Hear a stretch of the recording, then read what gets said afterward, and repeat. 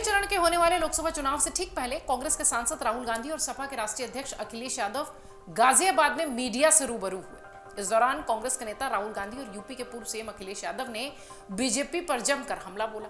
राहुल गांधी ने कहा कि प्रधानमंत्री असली मुद्दों की तो बात ही नहीं करते, लोकतंत्र खत्म करने की कोशिश की जा रही है। इसके साथ ही राहुल गांधी ने यह भी दावा किया कि बीजेपी महज 150 सीटों पर सिमट कर रह जाएगी। वहीं इस दौरान राहुल गांधी ने अमेठी और रायबरेली से लोकसभा चुनाव लड़ने के सवाल पर भी जवाब दिया।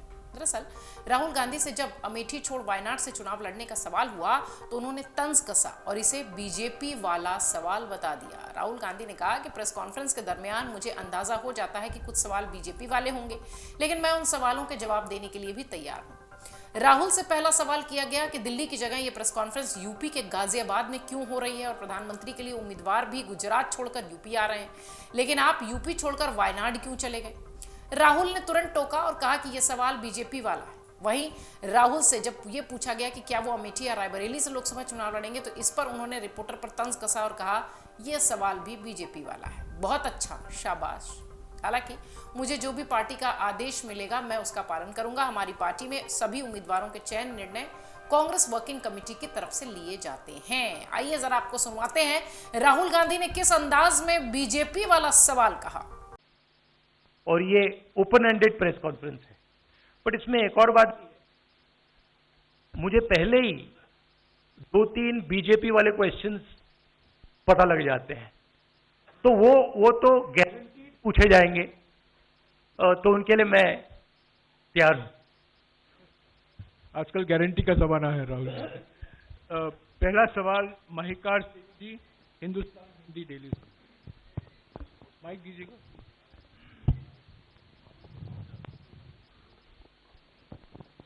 राहुल जी, स्वागत है आपका।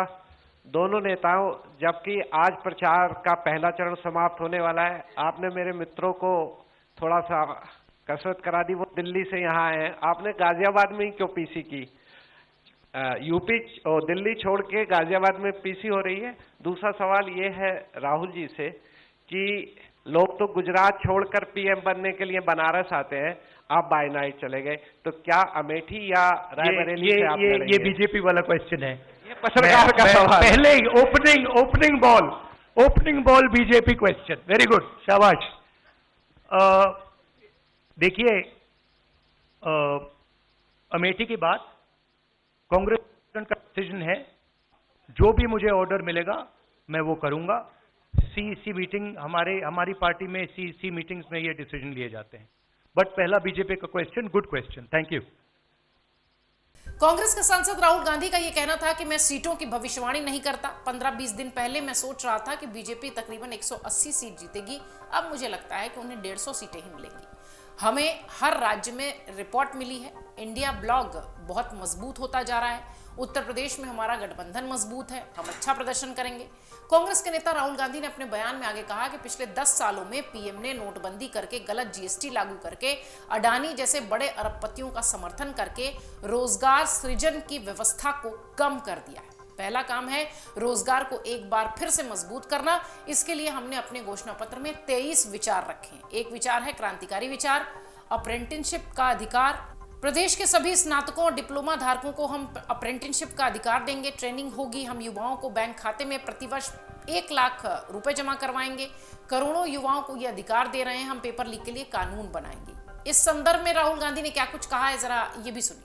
उत्तर प्रदेश में एनडीए गठबंधन को रोकने के लिए आपकी क्या रणनीति, आप दोनों लोगों की?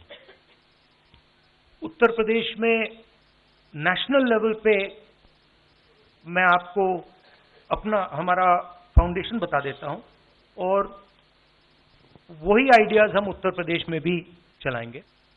देखिए,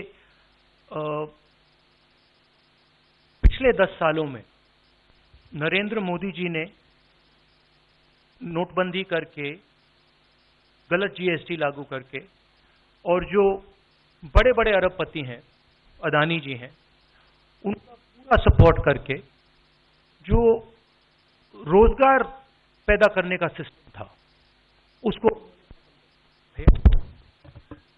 उसको उन्होंने कंप्लीटली खत्म कर दिया है। तो सबसे पहला काम जो रोजगार हिंदुस्तान के युवाओं को मिलना चाहिए उसको एक बार फिर स्ट्रेंथन करने का है। उसके लिए हमने अपने मैनिफेस्टो में 2-3 आइडियाज दिए हैं। एक आइडिया रेवोल्यूशनरी आइडिया है, राइट टू अप्रेंटिसशिप।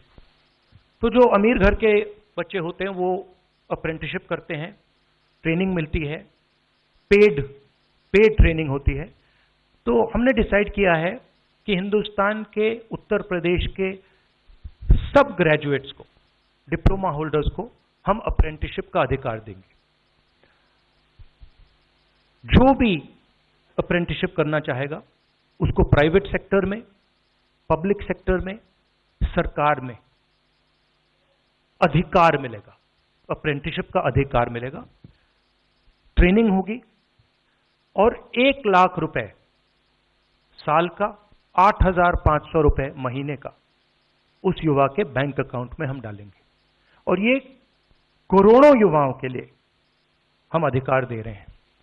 इससे एक ट्रेन्ड मैन पावर तैयार होगा, प्राइवेट कंपनीज को भी इसका फायदा होगा, सरकार को भी इसका फायदा होगा और एक प्रकार से युवाओं के लिए ये एक जॉब मार्केट में एंट्री का सिस्टम हो जाएगा। दूसरी चीज 30 लाख सरकारी रोजगार हैं जो नरेंद्र मोदी भर नहीं रहे हैं, वो वैकेंसीज हम युवाओं को देने जा रहे हैं। पेपर लीक की बात हुई है, उसके लिए हम कानून बनाएंगे, उसको हम खत्म कर देंगे। तो ये बात हुई युवाओं की। एक और हमारा आइडिया, क्रांतिकारी आइडिया, और ये उत्तर प्रदेश की महिलाओं को बहुत फायदा मिलेगा इससे। हर गरीब परिवार की हम लिस्ट बनाएंगे और हर गरीब परिवार में से हम एक महिला को चुनेंगे और उसके बैंक अकाउंट में महीने के 8,500 रुपए, साल के 1 लाख रुपए सरकार हर महीने बैंक अकाउंट में डालने जा रही है। किसानों की बात, किसान सिर्फ 2 चीजें मांग रहा है। नरेंद्र मोदी से 10 साल मांगा, हमें सही दाम दिलवा दीजिए। और जैसे आपने 16 लाख करोड़ रुपए, मतलब 24 साल का मनरेगा आपने अदानी जैसे लोगों का माफ किया, वैसा ही आप हमारा भी माफ कर दीजिए। और नरेंद्र मोदी मना करते हैं, उन पर फायरिंग करवा देते हैं, उनको डरा देते हैं। तो हमने लीगल एमएसपी का निर्णय ले लिया है। हिंदुस्तान में पहली बार लीगली गारंटीड एमएसपी होगी और हम उनका, किसानों का कर्जा माफ करने जा रहे हैं। यही मेन मुद्दे हैं चुनाव में। बीजेपी का मैनिफेस्टो देखेंगे तो उसमें आपको उसका जो फाउंडेशन है, 2 चीजें हैं। एक कि वो शायद 10-15 साल बाद ओलंपिक गेम्स इंडिया लाएंगे और दूसरा 1 या 2 व्यक्तियों को वो चांद पे पहुंचा देंगे। तो ये बेसिकली चुनाव चल रहा है।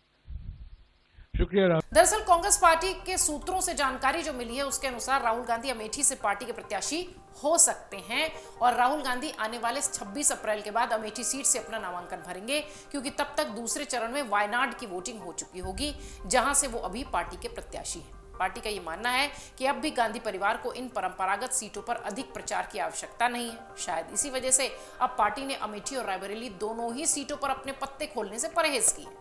उत्तर प्रदेश की अमेठी सीट पर आने वाले 20 मई को 5वें चरण में वोटिंग है। आगामी 27 अप्रैल से यहां नामांकन की प्रक्रिया शुरू होगी। सूत्र कह रहे हैं कि कांग्रेस वायनाड के मतदाताओं को मतदान से पहले ये संदेश नहीं देना चाहती कि राहुल गांधी ये सीट छोड़ सकते हैं या फिर वायनाड के विकल्प के रूप में अमेठी सीट है। इसलिए अभी तक कांग्रेस ने रणनीति के तहत अमेठी से पार्टी प्रत्याशी घोषणा नहीं की है। आपको बता दें 2019 में हुए लोकसभा चुनाव में राहुल गांधी अमेठी के साथ केरल की वायनाड सीट से भी चुनावी मैदान में थे, लेकिन स्मृति ईरानी ने उन्हें चुनावी मैदान में हरा दिया था। बहरहाल गाजियाबाद में ये यूपी के 2 लड़के जो कि पिछली बार उत्तर प्रदेश के चुनाव में जब साथ थे तो ये कह लीजिए कि ये नारा बहुत चला था, यूपी के 2 लड़के गाजियाबाद में प्रेस कॉन्फ्रेंस कर रहे थे, जमकर बीजेपी पर हमलावर रहे, प्रधानमंत्री मोदी पर हमलावर रहे, अपनी बातें रखते हुए चुनाव से पहले, लोकसभा चुनाव से पहले इंडी गठबंधन को मजबूत बताने की कोशिश की, संदेश देने की कोशिश की। इसके साथ ही ये भी बताने की कोशिश की कि उत्तर प्रदेश में जब ये दोनों साथ में हैं तो निश्चित तौर पर कार्यकर्ताओं को चिंता करने की जरूरत नहीं है। अब देखना यह है कि समाजवादी पार्टी और कांग्रेस जो गठबंधन के साथ उत्तर प्रदेश में लड़ती दिखाई पड़ रही है, उसका उन्हें कितना फायदा मिलेगा और उनका ये एक साथ बैठकर मैसेज देना कार्यकर्ताओं को, वोटरों को कितना प्रभावित करता है। अगर आप ये वीडियो YouTube पर देख रहे हैं तो हमारे चैनल को सब्सक्राइब करें और बेल आइकन को दबाना ना भूलें। अगर आप Facebook पर ये वीडियो देख रहे हैं तो हमारे पेज को लाइक करें।